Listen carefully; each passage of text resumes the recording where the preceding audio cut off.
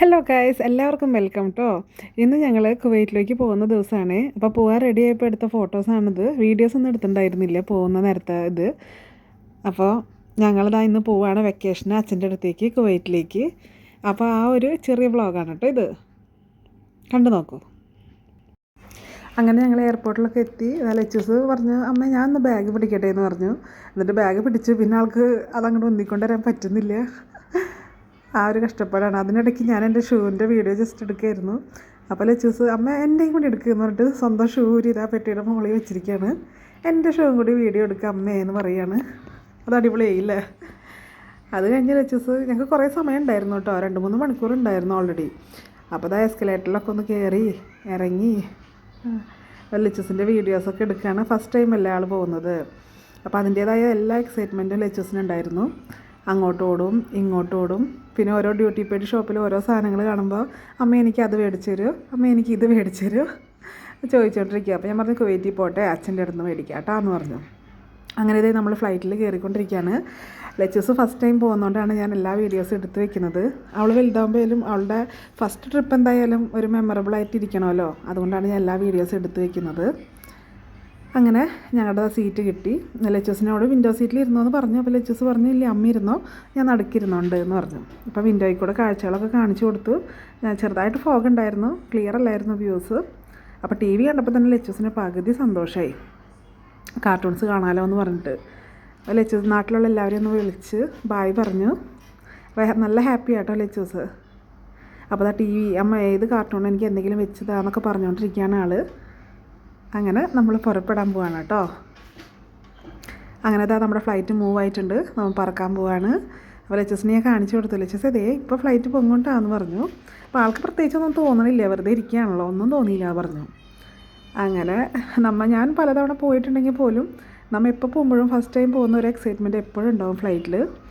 അപ്പം മുകളിലോട്ട് നമ്മൾ പോയിക്കൊണ്ടിരിക്കുകയാണ്. അപ്പോൾ താഴെ നമ്മുടെ ലൈറ്റ്സൊക്കെ കാണാൻ നല്ല രസമുണ്ട്. ലച്ചൂസിനോട് ഞാൻ പറയാണ്, ഉണ്ണി നല്ല ഭംഗിൻ്റെ അടിയിൽ കാണാൻ കാണിച്ചു തരട്ടേന്ന് ചോദിച്ചു. അപ്പോൾ അവൾ വേണ്ട അമ്മേ, അവൾക്ക് കാർട്ടൂൺ കണ്ടാൽ മതി എന്ന് പറഞ്ഞു. ഇങ്ങനെ താഴേക്ക് നോക്കുമ്പോൾ നല്ല രസമുണ്ട് നമ്മുടെ ലൈറ്റ്സൊക്കെ കാണാനായിട്ട്. ശരിക്കും പറഞ്ഞാൽ മുകളിൽ നിന്ന് നോക്കുമ്പോഴാണ് നമ്മുടെ സ്ഥലങ്ങളുടെയൊക്കെ ഭംഗി അറിയുന്നത്. അത് പകലായാലും രാത്രിയായാലും. രാത്രി ലൈറ്റിൻ്റെ ഭംഗി ഉണ്ടാവും, പകലാണെങ്കിൽ നല്ല പച്ചപ്പും ഒക്കെ നല്ല രസമാണ് എന്തായാലും കാണാൻ. അങ്ങനെ ഞങ്ങൾക്ക് ഡ്രിങ്ക്സൊക്കെ കൊണ്ടുവന്നു. അതായത് ഞാൻ ഒരു പെപ്സിയാണ് മേടിച്ചത്, ലച്ചൂസിന് പൈനാപ്പിൾ ജ്യൂസ് ആയിരുന്നു. അപ്പോൾ ലച്ചൂസിന് വേണ്ട എനിക്ക് പെപ്സി വേണം അമ്മേ എന്ന് പറഞ്ഞിട്ട് എൻ്റെ ഇത് മേടിച്ചു. എനിക്ക് ഇത്തിരി ഒഴിച്ച് തന്നു കേട്ടോ. അപ്പോൾ അത് കുടിച്ചിരിക്കുകയാണ്. അത് കഴിഞ്ഞ് കുറച്ച് കഴിഞ്ഞപ്പോൾ ഫുഡ് വന്നു. ലച്ചൂസിന് പൊതുവേ ഫുഡ് കഴിക്കാൻ മടിയാണ്. അപ്പോൾ ഞാൻ പറഞ്ഞു ഫ്ലൈറ്റിൽ വേഗം കഴിക്കണം, കഴിച്ചില്ലെങ്കിൽ ദേ ഹോസ്റ്റസ് ആൻറ്റി കണ്ടോ ചീത്ത പറയട്ടോ എന്നൊക്കെ പറഞ്ഞു കുറച്ച് തീറ്റിച്ചു. കുറച്ച് ഫുഡ് കഴിച്ചു ആൾ. പിന്നെ എല്ലാം ഒന്ന് പൊട്ടിച്ച് നോക്കുമായിരുന്നു, ബണ്ണും ബട്ടറൊന്ന് നക്കി നോക്കിയ ആൾ. അപ്പോൾ ആൾ അത്ര ഇഷ്ടപ്പെട്ടില്ല, അവിടെ തന്നെ വെച്ചു. അങ്ങനെ ഞങ്ങൾ 2 പേരും ഫുഡ് കഴിച്ചു. ഇപ്പോൾ ഞങ്ങൾ കുറച്ച് നേരം ഉറങ്ങി എണീറ്റപ്പോൾ പുലർച്ചെയായി തോന്നുന്നു. അപ്പോൾ നല്ല ഭംഗിയുണ്ട്, നല്ല എന്താ പറയുക പഞ്ഞിക്കെട്ട് പോലെ മേഘങ്ങളുള്ള നല്ലൊരു വ്യൂ കണ്ടപ്പോൾ ഞാൻ വീഡിയോ എടുത്തതാണ്. നല്ല രസമുണ്ട് കാണാൻ. നമുക്ക് ഫ്ലൈറ്റ് മൂവ് ആവുമെന്നൊന്നും തോന്നുന്നേ ഇല്ല അങ്ങനെ കാണുമ്പോൾ. നല്ല വ്യൂ ആയിരുന്നു. പിന്നെ സൂര്യൻ ഉദിച്ച് വരുന്നുണ്ടാകില്ലേ, ഒരു 5:30-5:45 തോന്നുന്നു, പുലർച്ചെ സമയമാണിത്. എന്നാലും നല്ല ഭംഗിയുണ്ടായിരുന്നു കാണാൻ. അങ്ങനെ നമ്മളിപ്പോൾ കുവൈറ്റിലേക്ക് എത്താൻ പോവാണ് കേട്ടോ. എത്താൻ പോവാണ്. അതിൻ്റെ ടോപ്പ് വ്യൂ ആണ്. പിന്നെ എവിടെയെന്ന് വെച്ചിട്ടുണ്ടെങ്കിൽ ഒക്കെ മണ്ണിൻ്റെ കളറാണ്, എല്ലാം ഒരു ക്രീം കളറാണ്. ബിൽഡിംഗ് ആയാലും എല്ലാം ഭയങ്കര കളർഫുള്ളായിട്ടുള്ള കാര്യങ്ങൾ കാണൽ കുറവാണ്. അപ്പോൾ മുകളിൽ നിന്ന് കാണാൻ നല്ല രസമുണ്ട്. എല്ലാം ഇങ്ങനെ അടുക്കി വെച്ച പോലെ ഉണ്ട് ബിൽഡിങ്ങുകളും എല്ലാം. എന്നാലും മുകളിൽ നിന്ന് കാണാൻ നല്ല രസമുണ്ട് എല്ലാം. ലച്ചൂസിന് ഞാൻ കാണിച്ചു കൊടുത്തു. ലച്ചൂസ് ഞാൻ ഇപ്പം എത്തും കുവൈറ്റിൽ കേട്ടോ, ഇപ്പം എത്തും എന്ന് പറഞ്ഞിരിക്കുകയാണ്. അപ്പോൾ അങ്ങനെ നമ്മൾ ലാൻഡ് ചെയ്യാൻ പോവാണ്.